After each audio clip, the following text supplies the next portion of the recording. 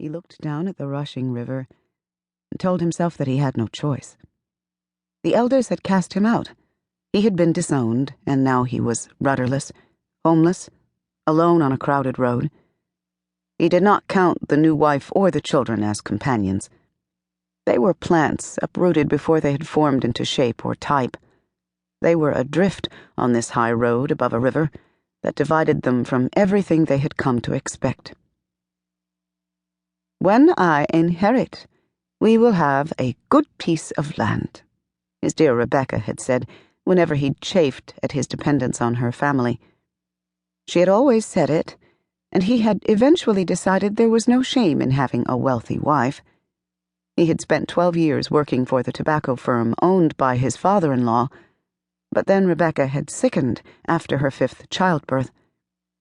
All so sudden it had been, and everyone bewildered while Daniel stared into the flame of his wife's bedside candle, trying to understand. Neglecting his work and forgetting to eat or wash, he gave over the details of the children's daily care to a 15-year-old girl he had brought in from the almshouse.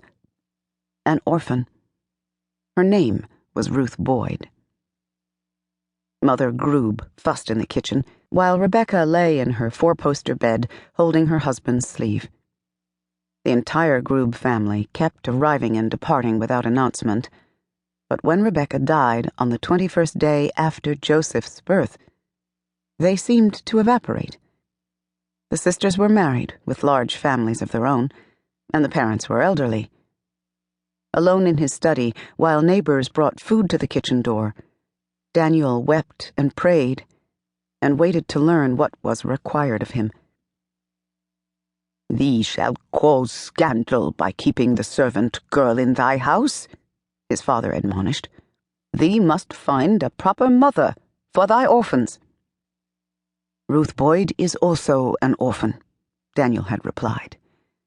It was a listless argument, nevertheless.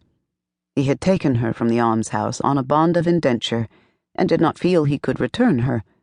He said simply, "I cannot take her back there."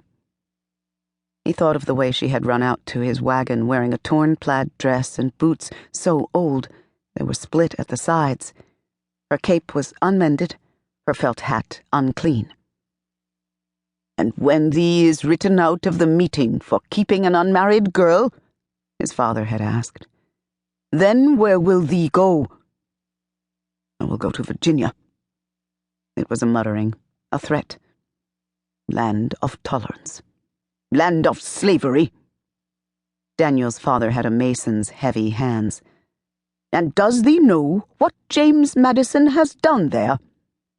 "Yes, father, but it is only a very mild law which holds the Constitution in contempt," the old man spluttered.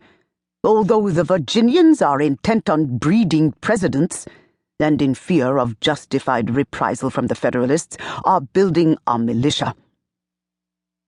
Daniel's father had taken his hat off and was fanning his face. "Next they will decide to leave the Union altogether." "There is religious freedom." In Brandywine, the elders sat in judgment, measuring each person's response to the voice of God within. Discipline, the sense of meeting. "And no paid labor to be had," his father had stated gloomily. "I shall labor for myself." This was said with a hint of sinful pride. "Thee once quoted John Woolman to me, that if the leadings of the Spirit were attended to, more people would be engaged in the sweet employment of husbandry." Daniel had gone out to his horse then, remounted, and tried to imagine himself as different from the quiet, internalized person he had always been. He would make himself worthy of farm work, although he had so far never lifted a hand in such labor. He would find rolling land and a fast-running creek. He would drive his children through the Blue Ridge Mountains, and by the time they found a home place, none of them would look back. They had already crossed the Potomac at Evan Watkins Ferry. They had pushed on into Virginia, the old Commonwealth. The children would see this as adventure instead of exile.